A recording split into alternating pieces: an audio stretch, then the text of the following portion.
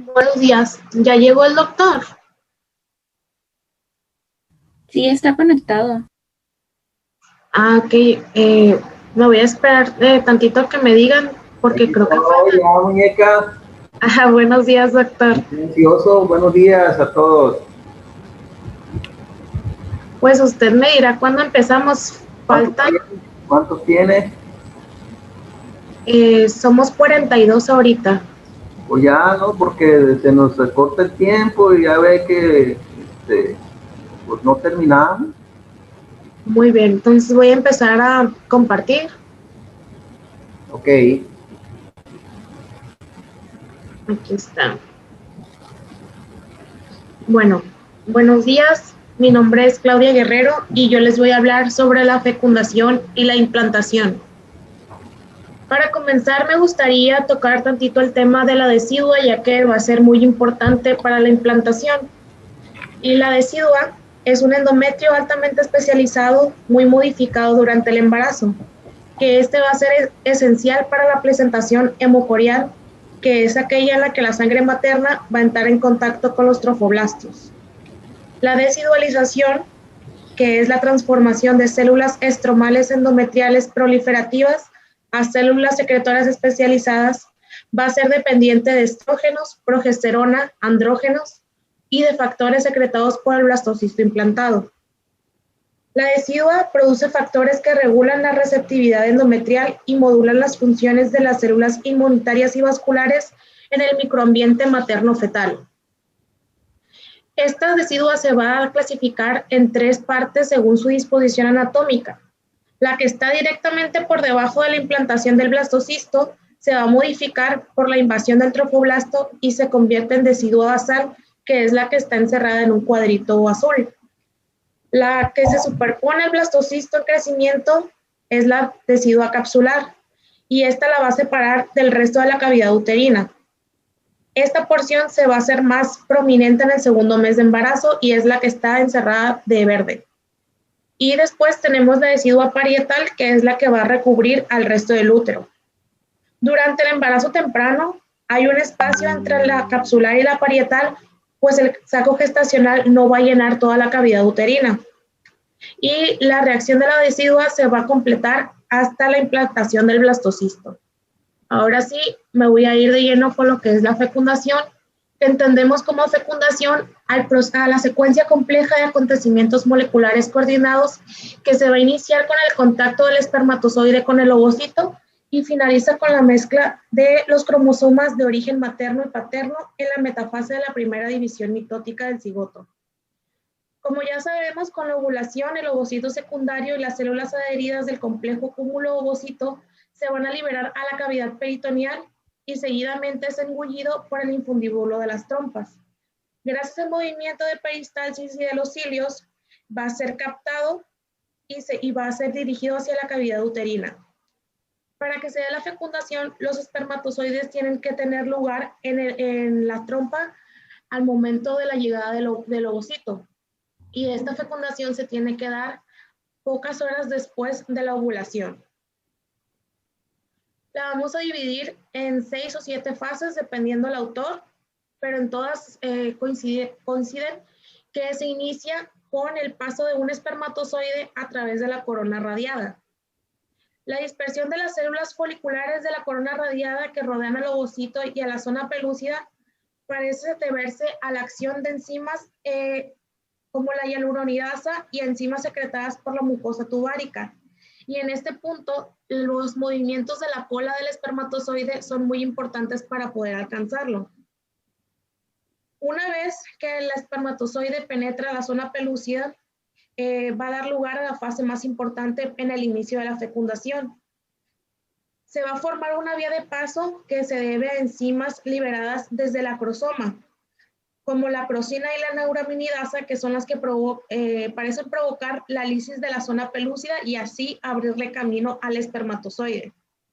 Una vez que este atraviese la zona pelúcida, se produce un cambio en las propiedades de la zona pelúcida, que se conoce como reacción de zona, haciendo impermeable el paso a otros espermatozoides.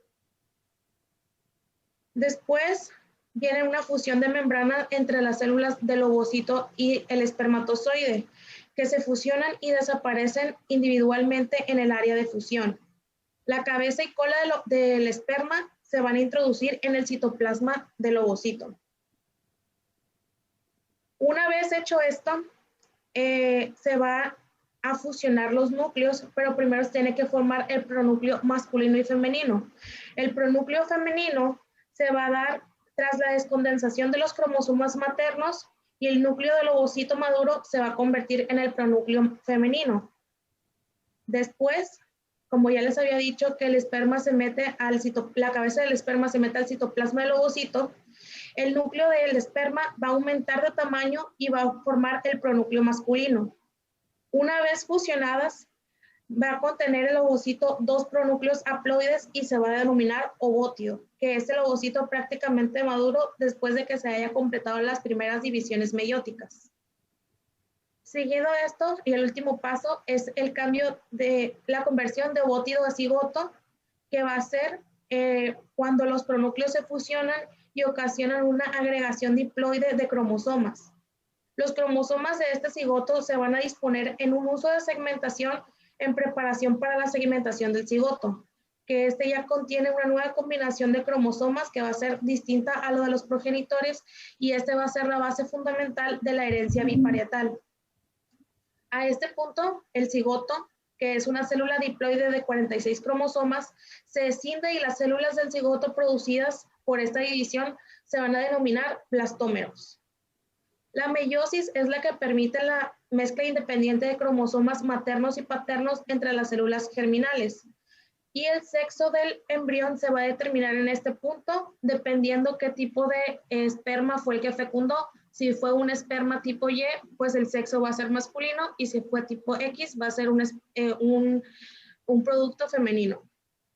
Después tenemos la segmentación del cigoto, que esta es un proceso que consiste en divisiones mitóticas repetidas del cigoto, lo que incrementa rápidamente el número de sus blastómeros. Estas células embrionarias van a ser cada vez más pequeñas con cada división y se va a producir mientras el cigoto atraviese la trompa uterina hacia el útero.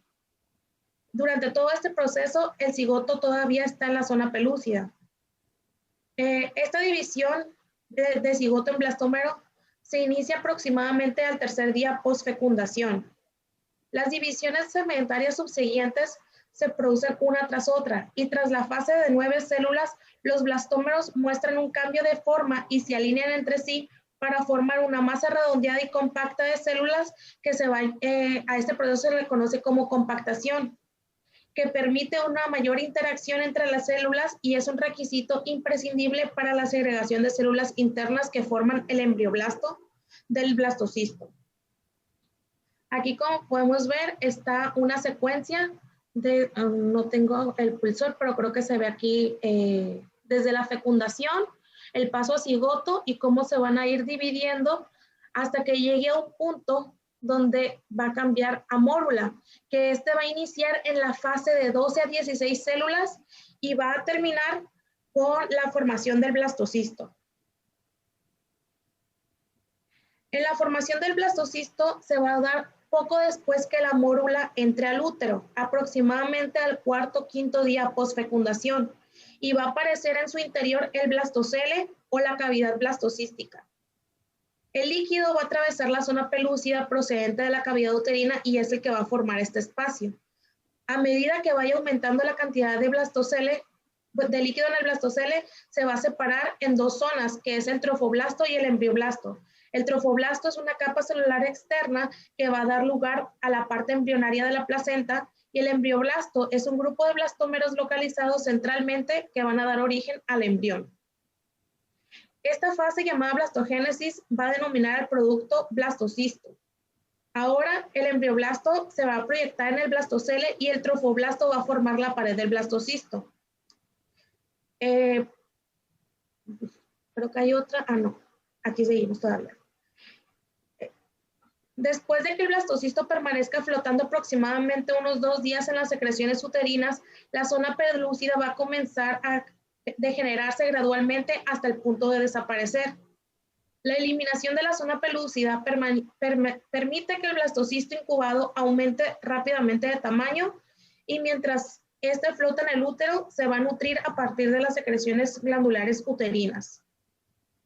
Aproximadamente el sexto día posfecundación, que es el equivalente al día 20 de un ciclo menstrual regular de 28 días, el blastocisto se va a unir al epitelio endometrial.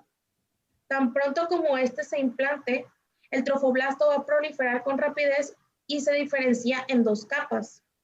Una capa interna, que es el citotrofoblasto que les remarqué ahí de color naranja, y una capa externa, que es el sincitio trofoblasto, formada por una masa protoplasmática multinucleada en la cual no se va a distinguir los límites celulares y se las puse ahí de color azul. El sincitio trofoblasto se va a expandir con rapidez a la zona adyacente del embrioblasto en el área denominada polo embrionario. Este sincitio trofoblasto va a producir enzimas que erosionan los tejidos maternos y permiten que el blastocisto se adhiera o se entierre en el endometrio. Las células endometriales también ayudan en este proceso para controlar la profundidad de penetración del sincitio trofoblasto. Hay factores intrínsecos y de la matriz extracelular que van a modular la diferenciación del trofoblasto. Por ejemplo, el factor de crecimiento transformante tipo beta que regula la proliferación y la diferenciación del trofoblasto. Y aproximadamente al sexto día, el sincitio trofoblasto se extiende hacia el epitelio endometrial con una serie de prolongaciones que invaden el tejido conjuntivo. También tenemos la interleuquina 1 alfa y 1 beta que van a ser secretadas por el blastocisto implantado, que van a tener acción directa en el endometrio. El endometrio receptivo va a responder a este estímulo produciendo el factor de inhibidor de leucemia, la folistatina y el factor estimulante de colonias tipo 1, perdón. El factor inhibidor de leucemia y la folistatina van a activar una vía de señalización que colectivamente van a inhibir la proliferación y promueven la diferenciación del epitelio endometrial para permitir la receptividad uterina. Y el factor de crecimiento de colonias tipo 1 se ha propuesto que tiene acciones inmunomoduladoras y proangiogénicas que son necesarias para la implantación. Y aquí, como se dan cuenta, es un pequeño resumen de lo que vamos hasta ahorita, donde llega el blastocisto, a medida que el blastocele aumenta su líquido, se va a diferenciar en el trofoblasto y en el embrioblasto, y cómo se van a dar las pequeñas prolongaciones que poco a poco van a ir permitiendo que este se implante. Ahora ya teniendo la implantación, que a medida que se produce esta del blastocisto, se van a producir cambios morfológicos en el embrioblasto que generan un disco embrionario bilaminar constituido por el epiblasto y el hipoblasto, que aquí en esta imagen también se ven. 6 o 7 días después de la fecundación, el blastocisto se va a implantar en la pared uterina y este proceso lo dividimos en tres fases, que es la posición, la adhesión y la invasión. La posición es el contacto inicial del blastocisto con la pared uterina, seguido de la adhesión, que es cuando ya hay un contacto físico incrementado entre el blastocisto y la decidua. Y la invasión es con la penetración e invasión del sincitio trofoblasto y el citotrofoblasto en la decidua, en el tercio medio del endometrio y ya invadiendo vasculatura uterina. Una implantación exitosa requiere un endometrio receptivo apropiadamente cebado de estrógenos y progesterona, que estos van a ser dados por el cuerpo lúteo.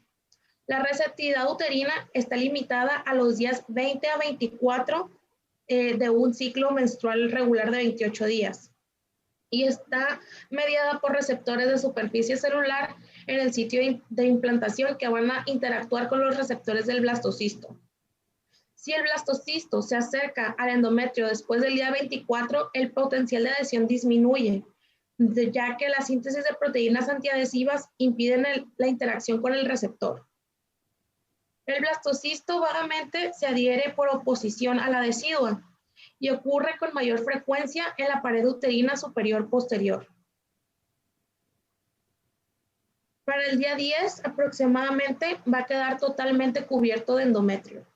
El éxito de esto también está relacionado a la expresión de moléculas de adhesión celular o las CAM. Para la finalización del blastocisto, perdón, se completa aproximadamente la segunda semana de gestación y se producen durante el tiempo específico correspondiente al sexto o 10º día post-fecundación. Conforme se implanta el blastocisto, va a aumentar la cantidad de trofoblasto que establece un contacto con el endometrio y pues ya va a dar origen a las dos capas que les dije, que es el sincitotrofoblasto y el citotrofoblasto. El sincitotrofoblasto va a elaborar una hormona glucoproteica que es la gonadotropina coriónica humana que va a alcanzar la sangre a través de las cavidades o lagunas existentes en el sincitotrofoblasto. Este va a infiltrar el tejido conjuntivo endometrial y así va a quedar implantado. Las células del sincitotrofoblasto van a desplazar a las células endometriales en la implantación y estas células endometriales van a sufrir un proceso de apoptosis. Entonces, el sincitotrofoblasto va a engullir a las células y las va a aprovechar para nutrirse, para dar nutrición embrionaria. Y la captación del endometrio como estructura receptiva va a estar favorecida o va a estar dependiente de las microvellosidades de las células endometriales, las integrinas, las citocinas, las prostaglandinas, la hormona gonadotropina coriónica humana y progesterona, y así como factores de crecimiento y de la matriz extracelular y enzimas. Este es un pequeño resumen de todo lo que vimos hasta ahorita, de cómo llega el blastocisto, aún con su zona pelúcida, y se va a ir adheriendo poco a poco a la decidua, lo va a ir atrayendo y aquí va a haber la pérdida de la zona pelúcida para liberar el contenido que se va a unir a la decidua por aposición, que es el primer contacto. Después se va a dar la fase de adhesión hasta progresar a la invasión, donde va a poco a introducirse a toda la cavidad. Y pues esto sería todo de mi parte.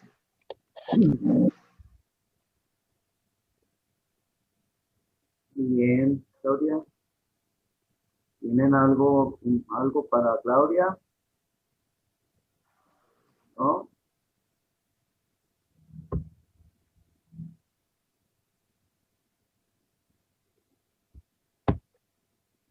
Bueno, entonces, te voy a compartir unas 3, 4 diapositivas. A ver, ¿cómo le hago aquí para conectarme con ustedes? Igual que ayer. Nada más comparta su pantalla, doctor, como siempre lo ha hecho. Ya dejé de compartir yo. Ok, ya la vi. Ya pude. Bien. Entonces, vamos a ver esta cosa. Dice aquí. Ok. Parece que ya está. Parece que ya estamos, ¿verdad?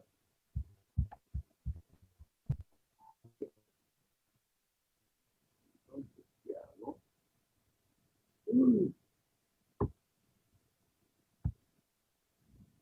Bien.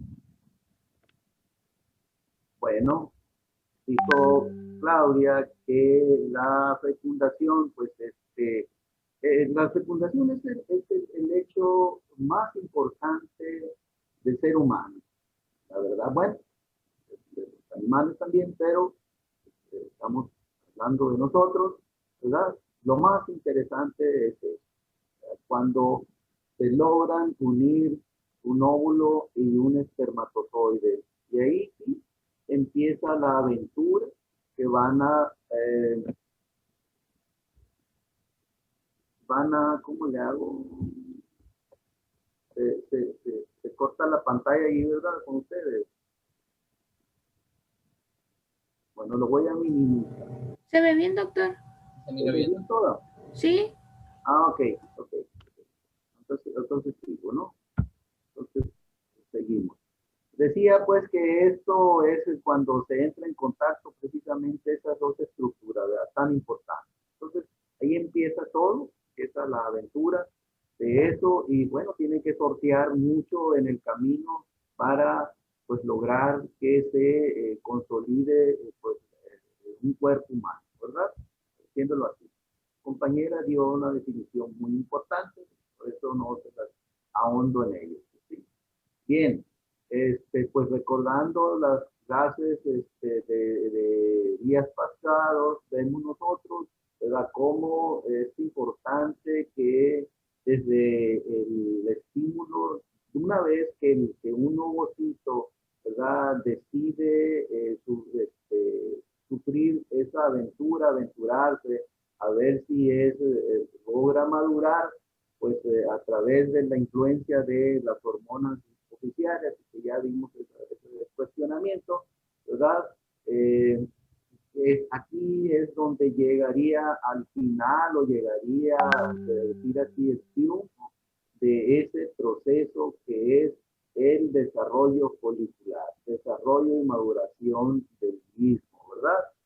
Pues técnicamente, ya una vez que el ovocito logra su objetivo, ¿verdad? Todo, madura, tiene la ovulación, entonces acuérdense que había un incremento de una sustancia la cual hacía que se despegara de esa capa y el óvulo maduro y bueno, ya se fuera. Nosotros decimos, bueno, va a caer al vacío, ¿verdad? ¿Por qué no se va a la cavidad pélvica, ¿verdad? Abdominal, esa estructura? Porque la acción de las trompas de falopio, ¿verdad? Tienen esa capacidad de retenerlo, como de llamarlo. Y eso es una acción también hormonal. Si bajan la cuestión hormonal, esos movimientos, ¿verdad? De atracción o de retracción de la trompa de falopio, específicamente en la fibria, pues no se lleva a cabo y entonces sí, ¿verdad? Ese se va al vacío. Bien. ¿En dónde sucede la fecundación? Pues ya todos sabemos ahí, pues lo acabo de mencionar. Es importante también, Claudia dijo, que el momento en que un óvulo puede ser fecundado, permeado, pues es alrededor de 24 horas, ¿verdad? Si no hay espermatozoides, aunque estos duren 48, 72 horas, si no hay depósito de espermatozoides, no ha llegado ninguno en ese tiempo, ¿verdad? Pues entonces se va a perder esa oportunidad de ser fecundado ese óvulo maduro, ¿verdad? No va a cumplir sus expectativas.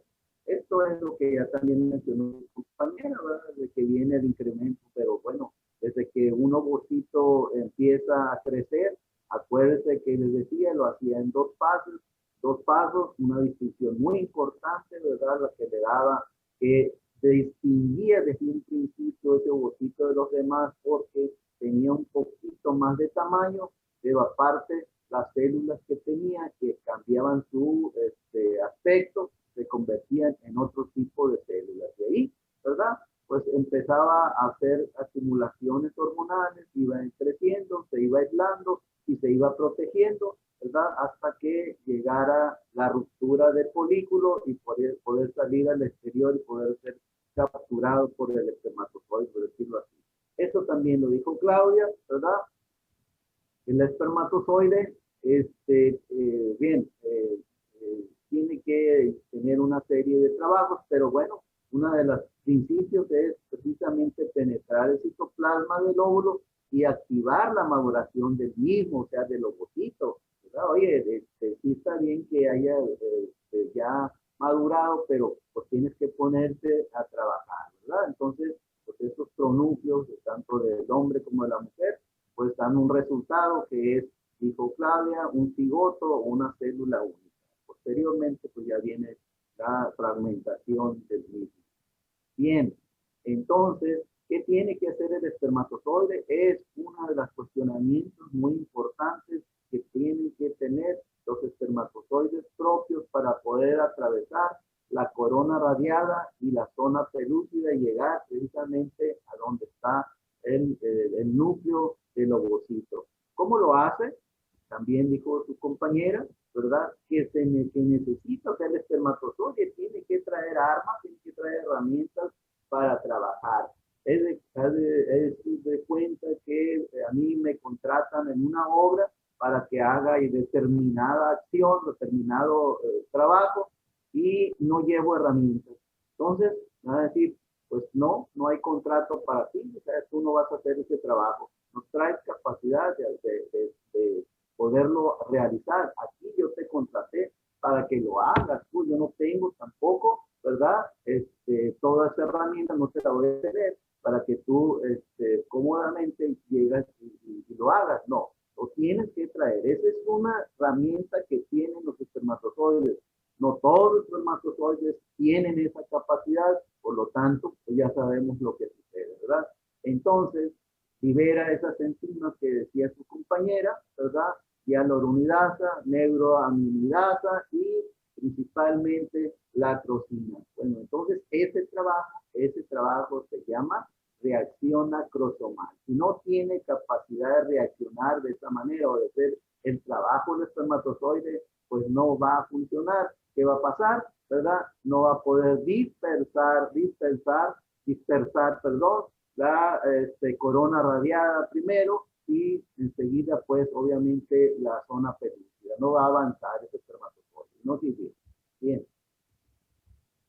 Después, ¿verdad? Que si trabajo adecuadamente el espermatozoide, bien, aquí viene, hijos, la primer ayuda de la mujer hacia el hombre, ¿verdad?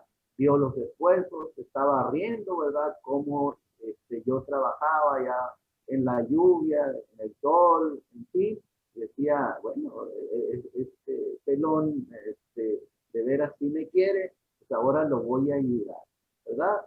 Entonces, ¿qué es lo que hace? Cambia su estructura, ¿verdad?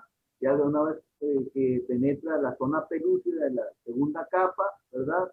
Entonces viene el trabajo de la mujer, es llamado reacción acrosomal y es simple, sencillamente, el cambio de la estructura externa del ovocito, ¿verdad? Lo cambia y lo vuelve impermeable a los distintos cantidades de espermatozoides que están rodeando precisamente, tocando la puerta, viendo por la ventana por dónde pueden pasar, pues resulta que ya no pueden pasar, ¿verdad? El óvulo hizo su trabajo y dijo, ahí nos vemos, nos vamos a dormir juntos, el espermatozoide y yo, y por lo tanto vamos a ver si seguimos avanzando. Entonces, después viene la fusión de estas dos estructuras, ¿verdad? Y así, bueno, pues sucede que se va a complementar, a completar la formación del ovocito maduro. Es decir, esa esperanza que tuvo ese ovocito de empezar a diferenciarse de los demás, empezar a crecer, madurar, llegar a madurar y producir la cantidad de hormonas suficientes, ¿verdad? No terminó ahí. Aquí, ¿verdad? Dice, todo lo que yo hice valió la pena, ¿verdad? Porque finalmente redondea en que pues ya tengo un compañero. Bueno, para la fusión de estas membranas celulares hay que se rompe la cadena de los cromosomas y se alinean, iniciando la división celular meiótica, dijo también su compañera Claudia, y que es la primera en el desarrollo de un embrión, ¿verdad? También lo dijo. Bien, entonces, también lo dijo, se convierte en un embrión unicelular donde tenemos 46 cromosomas, ¿verdad? De una manera alineada, ¿verdad? 23 de aportaciones de cada uno de las estructuras y se tienen que poner, ¿verdad? En orden. Cuando sucede un desorden en la cadena cromosómica, pues ya sabemos lo que sucede, ¿verdad? Y bueno, hay aberraciones tan grandes que son incompatibles con la vida y que tenemos pérdidas, ¿verdad? Embrionarias tempranas, muy tempranas. Entonces tenemos los abortos. debido a esa, ¿verdad?, secuencia de cromosomas mal ensamblados. Entonces el cigoto va a presentar una pigmentación lenta, ¿verdad? También lo decía su compañera, en los primeros 3 días va a permanecer allá en la trompa, ¿verdad? Y luego va a ingresar a la cavidad uterina unos 3 días después, 4, 5, no sé, ¿verdad? Ya es el momento de tener, ya armar el rompecabezas, pero en una parte adecuada, ¿verdad? Entonces, de esa manera, nosotros vemos, hacemos el esquema que dijo su compañera, ¿verdad? Cómo se lleva a cabo esto, ¿verdad? En dónde se aparean, cómo lo hacen, qué necesitan, ¿verdad? Finalmente, pues no es también una sola misión de todos esos sentidos. Acuérdense, ¿verdad? Que una vez que ya cierra la ventana, cierra las puertas, el ovocito, el ensamblaje dura precisamente unos días, es decir, se echa en una plática todavía, ¿verdad? Para ver si en realidad se van a fusionar esas dos estructuras. A ver, ¿qué me ofreces? ¿Qué tienes? ¿Qué esto? ¿Estás bonito? ¿Estás feo? ¿Estás roñoso? ¿Vas a ser rico? No sé, ¿verdad? Eso me conviene, eso no me conviene. Cuando no se conviene, pues no se hace el ensamblaje de las células y pues no también, aunque haya penetrado el espermatozoide, aunque el óvulo haya abierto sus puertas, finalmente no llegaron a un acuerdo y no se llevó a cabo. Sí hubo fecundación, pero no hubo ensamblaje, entonces en realidad esto ni cuenta nos damos y viene pues una caída ya en el endometrio, ¿verdad? Ya sabemos nosotros que es lo que va a suceder posteriormente. O sea, entonces, si no lo hace en el tiempo y forma, ¿verdad? Si no lo hace en tiempo y forma, llegar todas esas cuestionamientos a la cavidad uterina, pues va a perder la oportunidad y se va a perder esa implantación, esa fecundación. Bien, entonces viene la implantación, que es un fenómeno que sigue precisamente después de toda esa plática que se dio, ¿verdad? Entonces, los embriones sufren un proceso, ¿verdad? En que ya lo dijo su compañera, en qué momento, en qué forma o en qué estructura nos implantamos el ser humano en la cavidad uterina, ¿verdad? Pues en forma de blastocitos resumidamente, ¿verdad? Entonces, y la implantación también, recuerdo que lo dijo su compañera, que es en la parte media y superior de la pared posterior del útero, donde tiene lugar en el momento específico del ciclo, ¿verdad?, menstrual, denominada ventana de implantación. También lo dijo su compañera, que es del 6º al 10º día, desde ella dijo hasta el día aproximadamente 24. Bueno, si sacamos cuenta nosotros, pues allá llegamos precisamente a eso. Es el momento en que el endometrio, ¿verdad?, se encuentra dispuesto a recibir esa estructura, ¿verdad? Entonces, si no lo hace en ese momento, ya no se va a poder hacer. O sea, si llega a tardarse eso, ¿verdad? También el endometrio, pues va por declinación, obviamente. ¿Por qué no llegó? Porque hubo una modificación sustancial en la implementación de la combinación de lo que es la fase lútea, ¿verdad? No llegó, ¿verdad?, la gonadotropina coriónica. Entonces, pues, ¿qué va a pasar, verdad?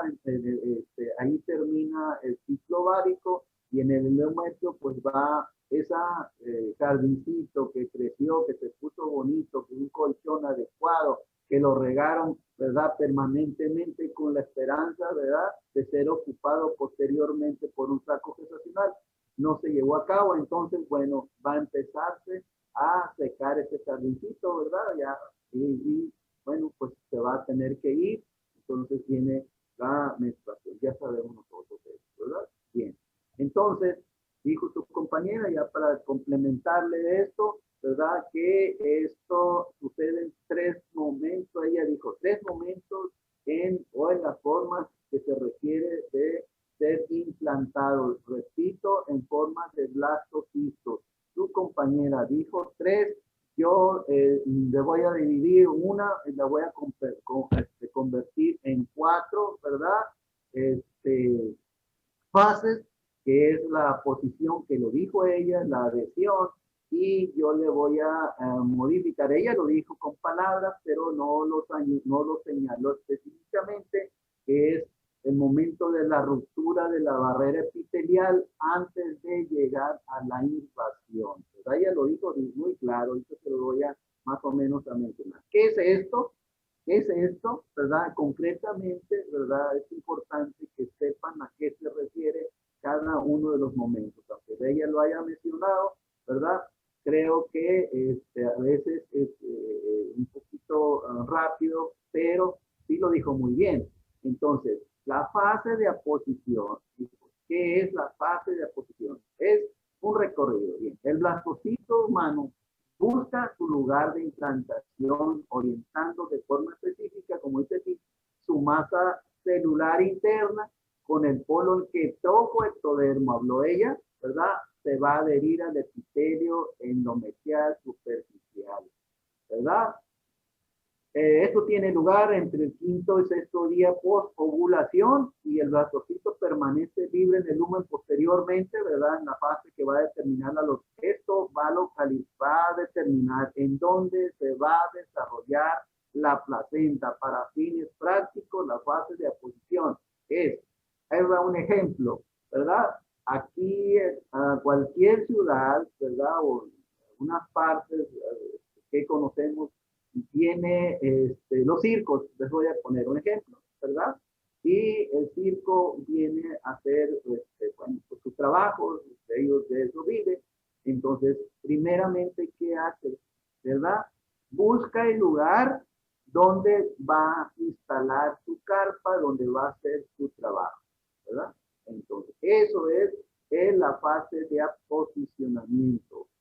El blastocito busca en dónde se va a acomodar. Es importante, ¿verdad?, que el endometrio esté preparado adecuadamente para lograr tener una recepción. Bien, una vez la implantación, hijos, la implantación, ¿por qué creen que es más adecuado que sea en la parte media, superior y posterior del útero? Porque es donde mayormente se enriquece la fase endometrial ciclo a ciclo, ¿verdad? Mayormente. Pero dicen que hay una premisa, la cuestión es que una vez en ese lugar, la implantación se va moviendo del lugar a medida que las pacientes van teniendo embarazo. Es decir, ¿verdad? El lugar donde fue implantado un ovocito, ¿verdad? Es difícil que vuelva a haber una implantación, por lo menos en pocos años o poco tiempo de haber terminado una gestación previamente, ¿verdad? Esa región se queda con ciertas, voy a decirlo así, ciertas secuelas, cierto daño, ¿verdad? Una fibrosis, pudiera decirlo resumirlo así, y entonces no va a haber, se va a modificar el lugar de la implantación. Entonces, entre más embarazos tenga, la implantación se va moviendo y se va volviendo más riesgosa, ¿verdad? Por eso, cuando hay algunas infecciones endometriales, cuando hay legrados, por ejemplo, cuando hay algunas cirugías que modificamos nosotros la capacidad del desarrollo endometrial, pues también vamos a modificar la posible implantación de un blastocito. Bien, esa es la fase de aposicionamiento, y la fase de adhesión es simple y sencillamente, en resumidas palabras, en el momento en que esa estructura queda ya inmóvil en el endometrio, es decir, le pusimos un pegamento, ahí ya no va a andarse moviendo.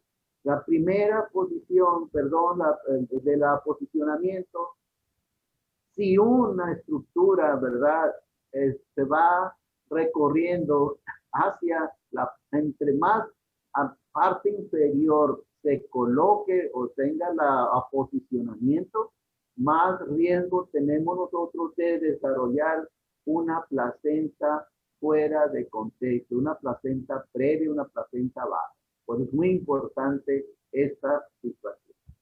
Bien, la posicionamiento, bueno, decía que se pone en contacto directo el epitelio endometrial y el trofoectodermo, el blastocito.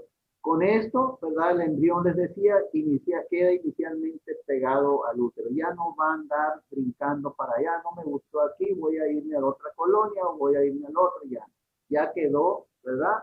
Ahí va a ser lo que pueda hacer, ¿verdad? Y a ver si llega a recorrer gran tiempo y pues convertirse en un embarazo bastante avanzado.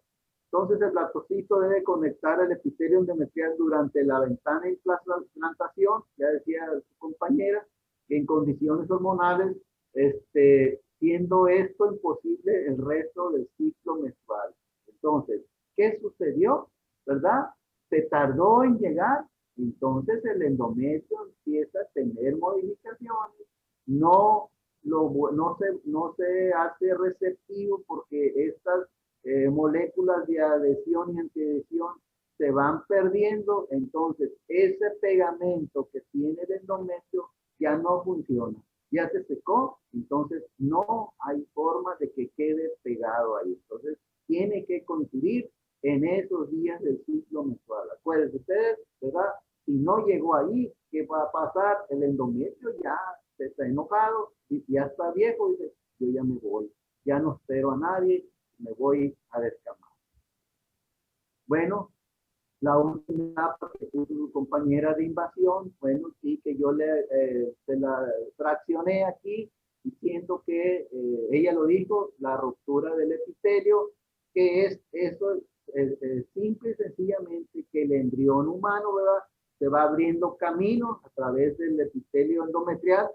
Y a ¿qué va a suceder? Pues va a suceder la muerte celular ya programada, porque ahí se lleva a cabo el contacto del trofoblasto, lo que posibilita el contacto directo ya con la membrana basal. Entonces el epitelio endometrial, esta barrera que el embrión debe atravesar para proceder con el proceso de implantación, para terminar finalmente de implantarse. Va invadiendo, entonces ya la primera estructura en que se pone en contacto, pues la membrana basal, y ya saben, ¿verdad?, que es esta barrera muy importante.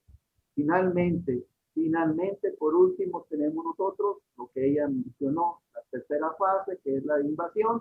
Entonces, el embrión va a penetrar al estroma, invade al endometrio, ¿verdad?, a los vasos endometriales, y va a reemplazar la parte de las células endometriales. Dice, la invasión del embrión es un proceso autolimitado y regulado fundamentalmente por factores proteolíticos e inmunológicos.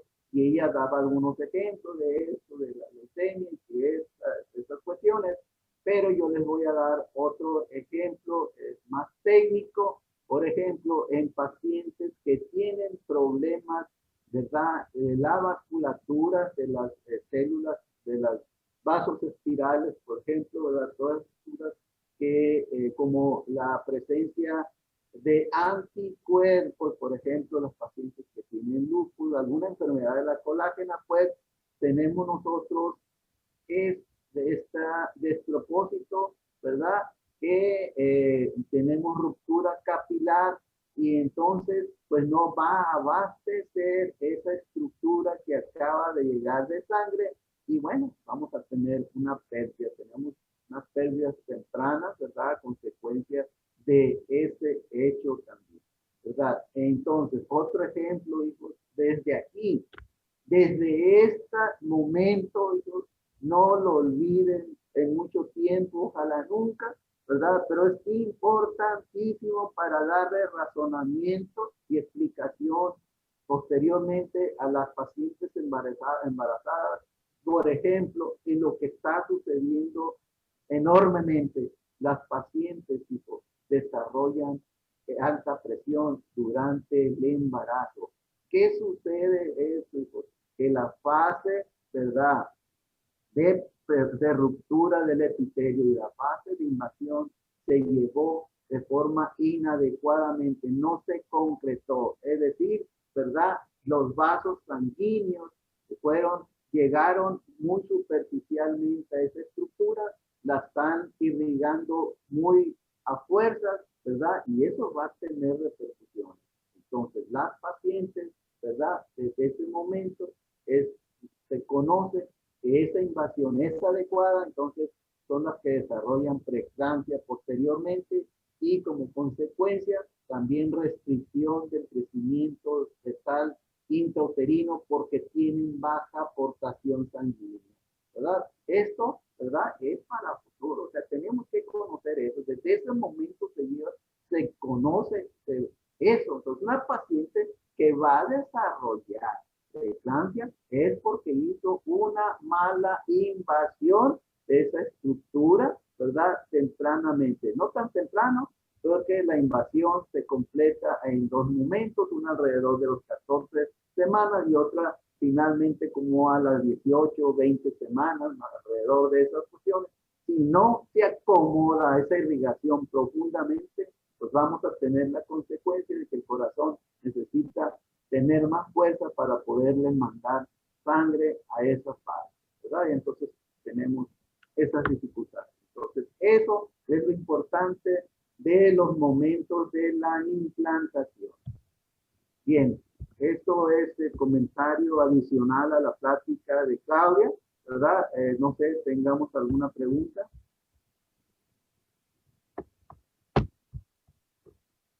¿Algo que se me pasó? Más o menos entienden, o sea, la secuencia de lo que llevamos en los temas, porque es importante, ¿verdad? Hablar de esto es lo fundamental. Y si no entendemos esto, ¿verdad? Nos vamos a ir perdiendo. Vamos a ir perdiendo. No recordamos esto, nos vamos a ir perdiendo. No, yo no digo que no lo sepan, por eso les decía yo, en esta clase, en esta materia, pues básicamente recorremos hacia atrás nuestra cinta. Es un recordatorio de lo que en un momento dado vieron en un lugar, en una materia, en otra, pero es que aquí, ¿verdad? Lo tenemos que recordar y tenemos que afianzar y pues ahora decimos cuánta razón había en que tenemos que conocer eso. Bueno, preguntas. Muchachos, en un minuto les digo, ya les mandé más o menos en cómo quedamos ahí. Miren, es muy difícil para mí, o sea, yo sé que es difícil para ustedes, pero hay que hacer el esfuerzo. Para mí también leer cada uno de sus sitios es un cohete, ¿verdad? Porque desde la letra, de la acomodación y todas esas cosas, no tienen una muy buena consecuencia de ustedes. Tienen una letra y peor que la mía, la verdad, ¿no? Entonces, para entenderle, está cabrón. Entonces, pues afortunadamente, de tanto ver y ver, pues ya uno más o menos sabe si tiene algo sustancial cada una de las fichas de cada uno de ustedes, ¿verdad? Entonces, de esta manera, pues le doy yo a eso. Claro, que eso es problema mío, ¿verdad? Pero el problema de ustedes es que dejan muchas cosas importantes por fuera de los temas. Bien. Para que sean, porque luego dice, pues es que es muy poquito el espacio que me da. Para que sea un poquito de mayor conciencia, háganlo en una cuartilla, ¿sí? O sea, lo que agarre una hoja por un solo lado, no agarren la mitad, ¿verdad? Otro consejo, hijos, están utilizando mucho los esquemas, ¿eh? Sí, entonces, ¿qué les va a alcanzar? Para pronunciar algo, no les va a alcanzar. Los esquemas, digo, los dibujos dicen mucho y no dicen nada. La verdad, como resumen, no es un buen consejo que pongan un dibujo, ¿no? Porque uno no sabe a lo mejor, o sea, son buenos para dibujar, ¿verdad? Y lo hacen igualito como está en el texto, en una revista, en un artículo, en un libro, ¿sí?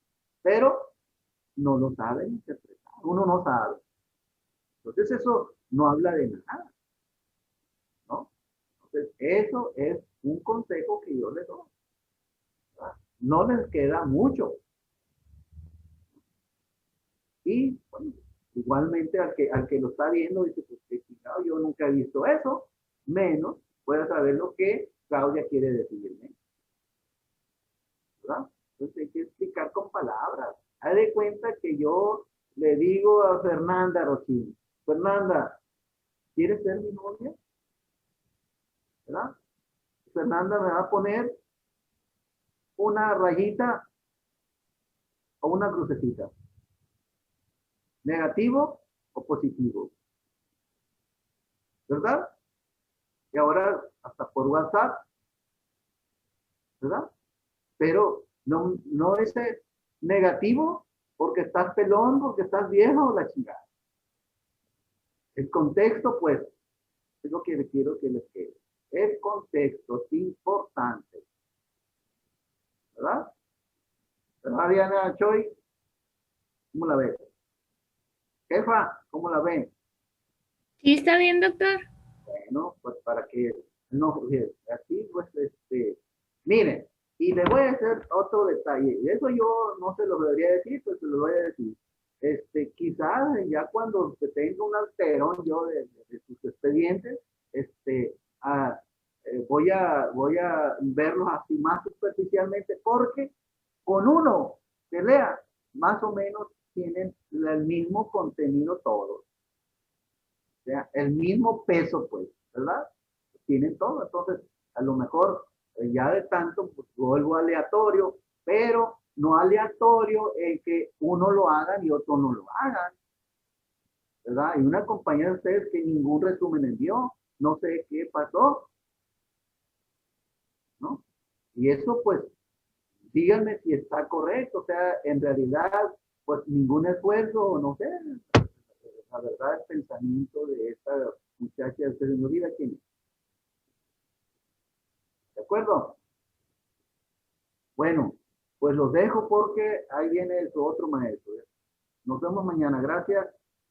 Hasta mañana, doctor. Hasta Gracias. mañana. Hasta mañana. Gracias, doctor. Adiós, adiós.